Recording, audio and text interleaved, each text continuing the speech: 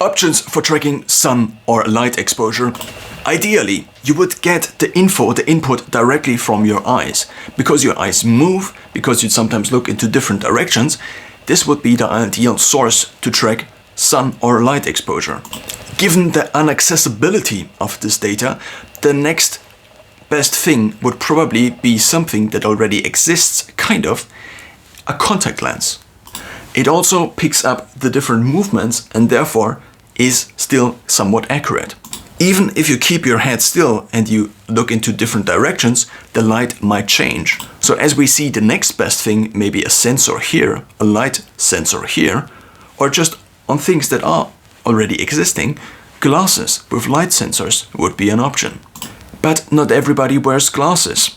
So the two options that are left, and these now are significantly worse in terms of their efficiency or their accuracy of how they measure light compared to what goes into your eye, would be first your phone and second a smartwatch. Phones already adjust the display brightness, therefore they have a brightness sensor.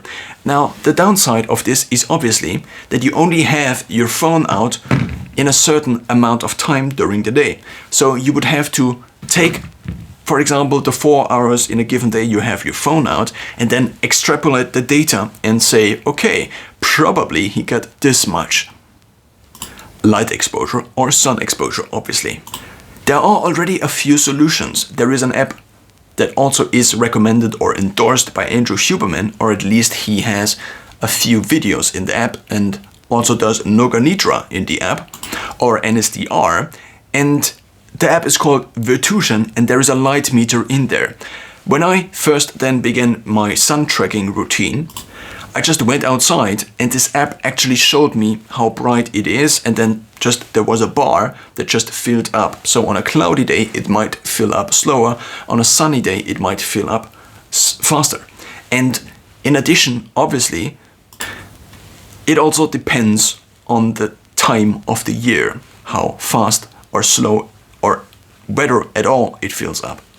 Now, if my eyes receive light from different directions, then my phone only receives it from one direction. My phone can't really move that much, and obviously my phone is not here. So therefore, by having your phone here and also a certain amount of time in your pocket, you can only make best guesses.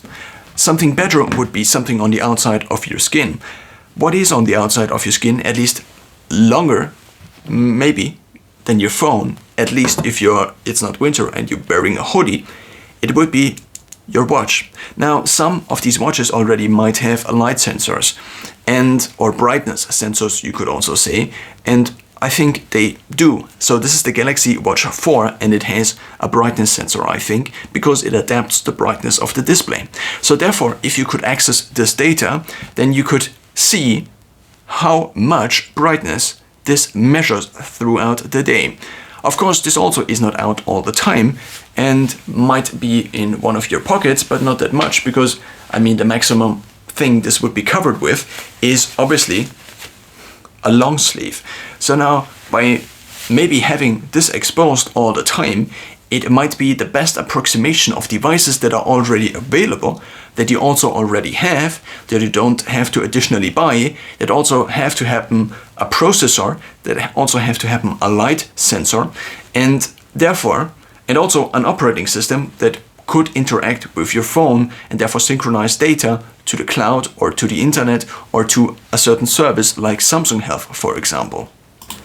Now, as of my knowledge, there is no such software. So the only problem as of now is that the software doesn't exist.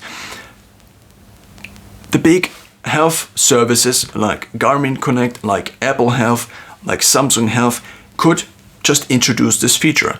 But given that light exposure in general, or sun exposure, only came up in recent years, maybe also popularized by Andrew Huberman, this is just something that kind of is still lagging in the implementation.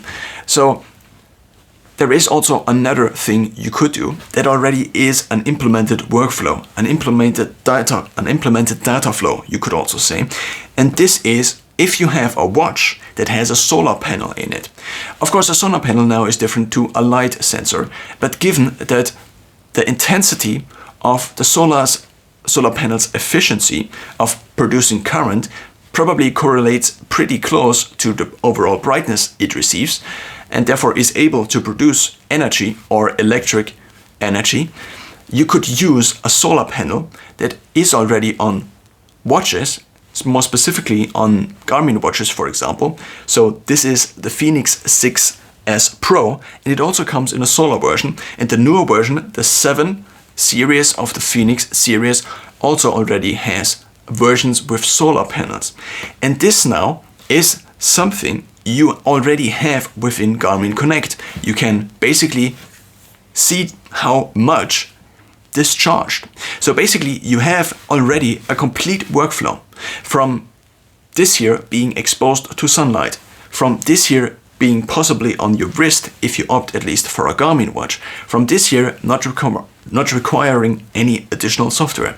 So out of all the different solutions we discussed, whether this is maybe in the future directly tracking how much light is basically on the sensors, on the roads in your eyes that are sensitive to light, so the cells that interpret the visual information you receive from your eye, from contact lenses, from something sitting maybe here, which would also be fairly close, but of course doesn't have the movement of the eye, and therefore also has a deviation from the native eye movement and the light this causes to hit basically the inside of your eye. Glasses, especially since they are upcoming also to be smart, similar to a smartwatch or to a smartphone, would be also maybe a very efficient next step. You could even, not efficient, but you could even put different sensors on the different parts, and you maybe could also just put them on the inside, and if you have them on the inside you could track how much, you could probably track at least how much light hits the individual eye sockets.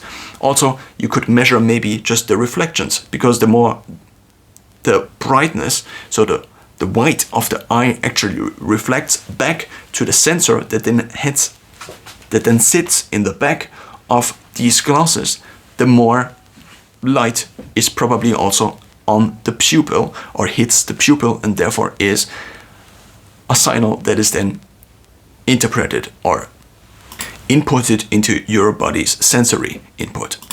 The main problem with using an app on your phone was, for me at least, with this specific app, that I had to open it and then track sun exposure, which is nice and you can have it run in the background, but ideally this would run all the time. So maybe an app like this could just track the brightness on the sensor it receives from the data here, and therefore if you already have something on here, and maybe implemented by Samsung, they could also just implement something like this on the watch.